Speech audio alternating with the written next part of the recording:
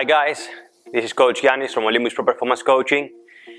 Today's video is going to be about balance and how actually balance work and how we can implement it in our programs. Just before we actually go into the video, just don't forget to click below and subscribe in our channel so you can stay tuned with all the latest videos and all the latest tips basically about how you can improve your performance on motocross and mountain biking. So let's go now and learn a bit more about how we can use balance correctly and how it works in our programs.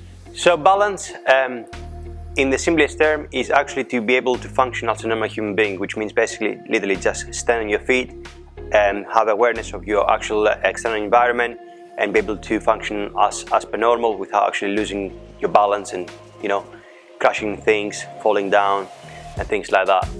Now the next step actually after that is be able to do a bit more advanced things like standing one leg, for example, and hold position in one leg. And then, as we're progressing, is basically be able to do things in one leg, do activities, even, be able to ride a bicycle. So that's the first thing. Now, how balance actually works. So we need to understand a bit more the fundamentals before we move actually to any exercises later. So balance is based on three receiver systems, which is the vestibular system, which basically is located in your inner ear, which is responsible for your balance massively. Your sight, so your eyes, in order to be able to identify external factors and be able to avoid them and not basically fall on them or crash. And the last one is the proprioceptive system, which is basically is located in muscles and joints. So balance work actually is quite misunderstood as a term, and very often we see, unfortunately, in YouTube videos, in Instagram, in social media generally, some funny movements. You see actually sometimes professional athletes doing very, very complicated advanced movements on a Bosu ball, on a Swiss ball, but that's what I generally believe that's more actually for showing off really and show you how high skilled they are. But in an actual program, it won't actually make you stronger or improve your balance as such. So what I will show you today is actually break the myth and show you how you can actually improve your balance while you're still getting stronger and while you're still basically getting 100% of your actual training. So key factors actually in order to be able to improve your balance is actually a spatial awareness, and which is basically be able to aware your environment, and is also the coordination. And another big factor as well is have an actual very strong core. When I say core, again, it's not only your abs, it's also your glutes, your lower back. So I'm going to show you now some exercises which are going to be from easy to a bit more advanced, that actually it will help you to improve your balance, and will also break the myth of what is actually balance in a performance program. So before we move into that subject, just to let you know that everything, as I said in the past, everything has its time and its place. So it's good to implement it within your program. It's the balance exercises, but mainly if you do the basics right, you can actually improve massively your balance. So the first exercise you can do, which actually can even include that as a warm-up for your leg session, is an exercise that can actually improve your balance, and at the same time it will increase the blood flow on your glutes and your legs in generally. And that can actually help you to warm up at the same time start improving your balance as well, as I said. So the name of the exercise is actually the clock, and the easiest way to do it is actually first of all in a stable surface, and if you're doing bare feet, basically it can be even better, just because you can actually feel a bit more how to use properly your foot, because a lot of the sensors actually for the balance for the proprioceptive system based on actual foot sole. So how we do this exercise? So all you need to do is just basically stand on the one foot, one leg, lift your knee quite high actually as you can, well, not as high as you can, but pretty much hip height or slightly higher than the hip height. And then from there, as you're doing that, you're trying to slightly bend the knee and trying to go down. And as you're doing that, what you want to do is make sure your heel from the foot that actually is on the floor, it remains down, so it's glued on the floor. So you're doing that. I'm just going to show you now on the side how to do it. As I said, let's say if we want to have as a base the right foot, then make sure your heel stays down all the time. Lift the leg, nice upright, and then from there, go down, come up. Okay, show you again. Go down, come up. So it's like basically a shallow pistol squat, yeah? So like a quarter pistol squat. Then if you want to increase a bit more the balance, you can do exactly the same thing. Go down, up, then go down again, but this time on the side, up again, then backwards, trying to reach as far as you can backwards, up again, and then on the other side, and then bring it back again. So basically you're going 12, 6, 9 and 3, like a clock. Okay, so that's the first exercise. So that was the clock, and that's the simplest form of the clock actually on a stable surface. Now if you want to improve more your balance, okay, so you want to go to the next level, you can do it in a more unstable surface. So that could be actually if you want to use a cushion or use a pad, something that actually can bring you a bit off balance, or if you're going to go a bit more advanced really, you can use a Bosu, okay, if you're in the gym or if you own one. If you're going to go then to another level, is actually doing either on a stable surface or actually on a Bosu, cushion, etc., and do the clock, or just literally stand on the one leg.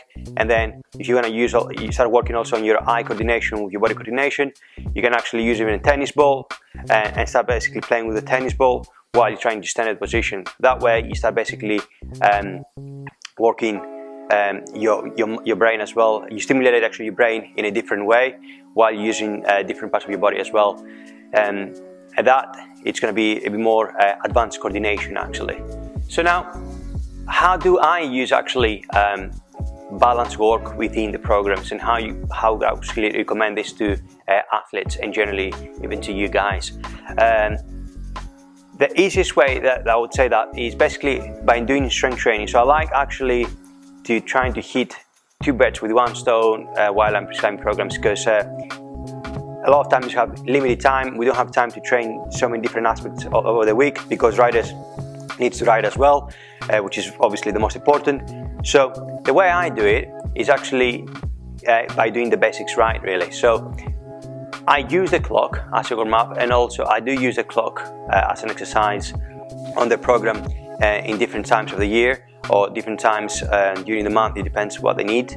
But also the easiest way to do it is actually start using your strength training as well. So exercise I use often and actually can improve massively your balance as well is actually things like split squats, single leg Romanian deadlifts, single leg deadlifts,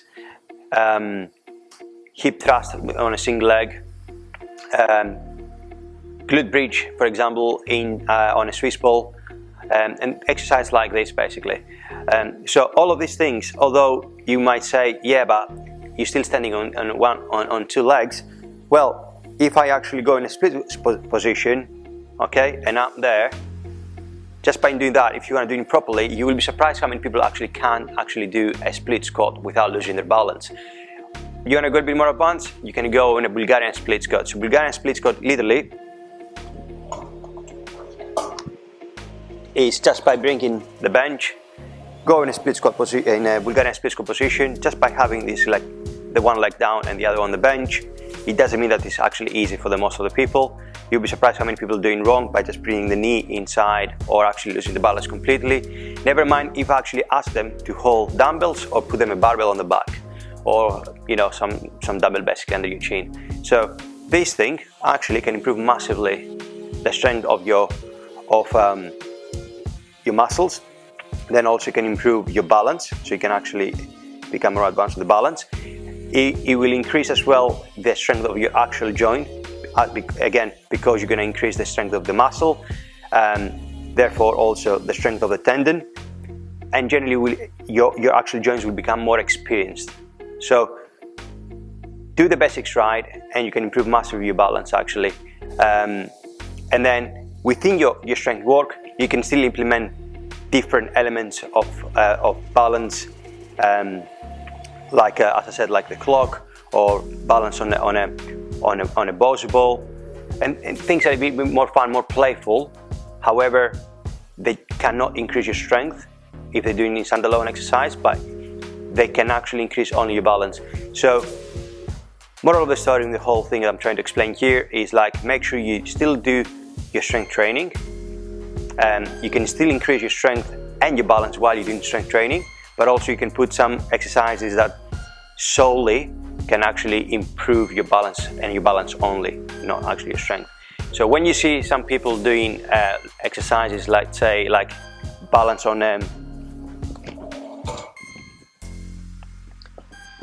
Swiss ball, okay, and I'm pretty sure you've seen a lot of people actually trying to stand on the ball, which is actually doesn't worth the risk, because if you think risk versus reward, actually more likely you will fall at least once from the ball while you're trying to do squats on the ball.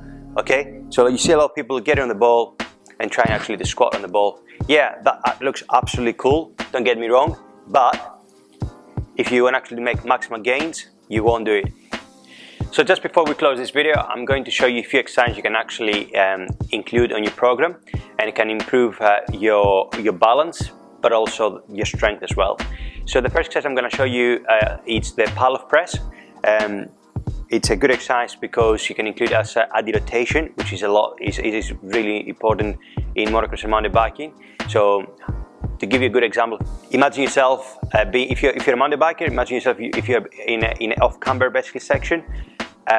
Straight away when you're off camber, the bike going to actually, you know, drag us down the cliff, and this is where we need to actually be able to find the grip on the bike, but at the same time engage properly our core in order to be able to hold there. So that actually can happen by just doing the pull-off press, not just doing only the pull-off press, but by including the pull-off press, within your program. So let's go and see that now.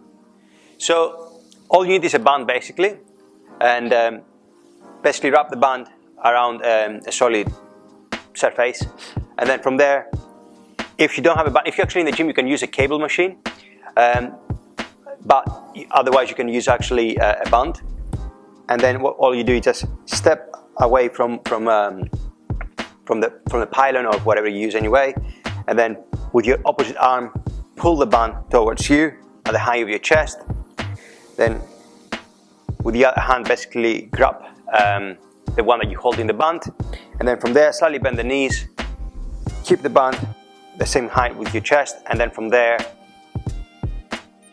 open away from your chest, then down again, back again, excuse me, and then up, down. And as you're doing that, engage your abs. What you're looking to feel there is, as you pull in the band and you start basically doing the movement, you start feeling that the band will want to pull you back, and you will need to engage massively your abs there to maintain that straight position without pulling you back.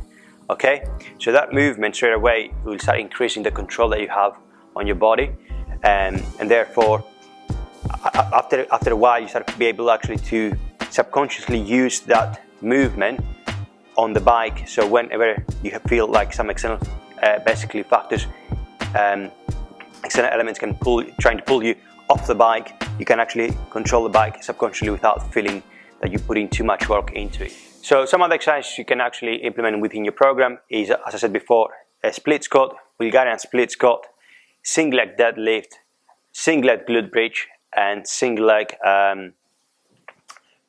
hip thrust, excuse me. Alright guys, so that's it actually for today. I hope you enjoyed the video, and I hope you find it quite informative actually and useful. If you do have any questions, please let me know either by just leaving a comment, or feel free to direct message me by email. And of course, don't forget to subscribe in our YouTube channel, where you can actually stay up to date with all the upcoming video. And if you wish to work with us, visit our website. We have actually some really good programs for mountain bikers and motocross riders, and all the programs actually work specifically for you. And the way we actually prescribe the programs is according to your needs and according to what season you are actually racing or off season. So if you have more questions about it, simply just drop me a text or an email and I'll get in touch with you to help you to choose the right program for you. Now, moving to the social media, make sure you actually follow us on social media. We actually put some cool stuff. So that's going to be Facebook and Instagram. And yes, that's it really for today. If you enjoyed it, please make sure you share it with your fellow riders and I'll see you next time. Cheers.